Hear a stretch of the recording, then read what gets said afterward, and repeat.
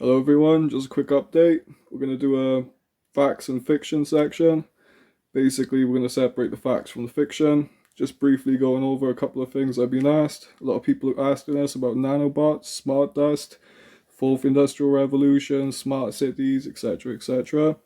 If you don't know what any of these terms means, I highly suggest you go and research them up as fast as possible. This agenda for 2030, essentially getting smart dust everywhere, including ourselves and the environment. I'm just going to run over this quickly. Google boss talks about nanoparticles living in the brain by 2030.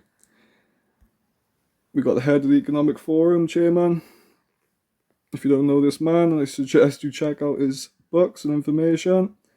Fourth Industrial Revolution, COVID-19, the Great Reset, and so on. 2019, talking about nanobots and the Fourth Industrial Revolution. You may keep your secrets from your friends, from your parents, your children, your doctor, even your personal trainer. But it takes real effort to conceal your thoughts from Google. Smart cities will pullulate with sensors, all joined together by the Internet of Things. Bollards communing invisibly with lampposts. A future Alexa will pretend to take orders, but this Alexa will be watching you, clucking her tongue and stamping her foot. Your mattress will monitor your nightmares. Your fridge will beep for more cheese. Your front door will sweep wide the moment you approach like some silent butler. Are we doomed to a cold and heartless future in which computer says yes or computer says no, with the grim finality of an emperor in the arena? AI. What will it mean? Helpful robots washing and caring for an aging population, or pink-eyed terminators sent back from the future to cull the human race? What will synthetic biology stand for? Restoring our livers and our eyes with miracle regeneration of the tissues like some fantastic hangover cure? Or will it bring terrifying limbless chickens to our tables? Will nanotechnology help us to beat disease, or will it leave tiny robots to replicate in the crevices of our souls? It is a trope as old as literature. Now, nanotechnology and vaccines. More information on smart dust. So, as you can all see, smart dust is very real. So is nanotechnology. It's been going quite heavily since the 90s. Obviously, it's picked up pace now with modern technology. But obviously, it's involved in pretty much every aspect of human life, or will be by 2030. So if you have any questions or information, I suggest you do some research. It is actually a fact and not fiction.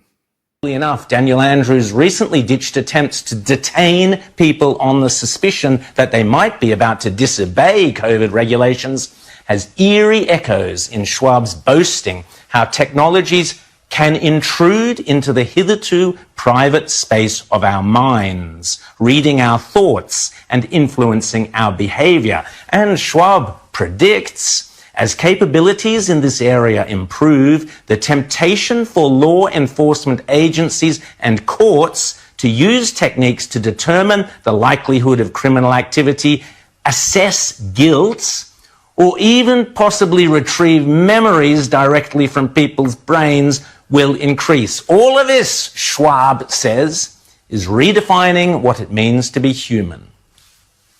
Sounding like a demented character in a Batman comic, Schwab also writes gleefully that sensors, memory switches and circuits can be encoded in human gut bacteria, and that smart dust, arrays of full computers with antennas, can now organize themselves inside the body. Yep, this Marvel Comics whack job runs the world's most prestigious economic forum, and every year our corporate CEOs and business leaders go groveling to him at Davos, and worse, our government wastes your money sending senior politicians and highly paid public servants to dance to this madman's tune. It's a disgrace.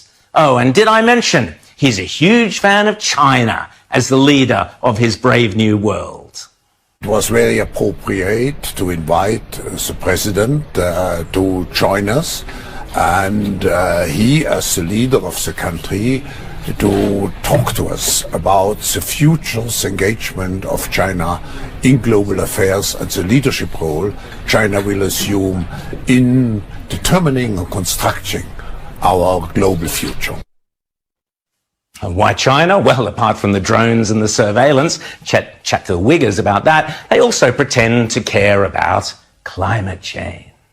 And China has already taken the lead. Just look in the negotiations in Paris on the environment.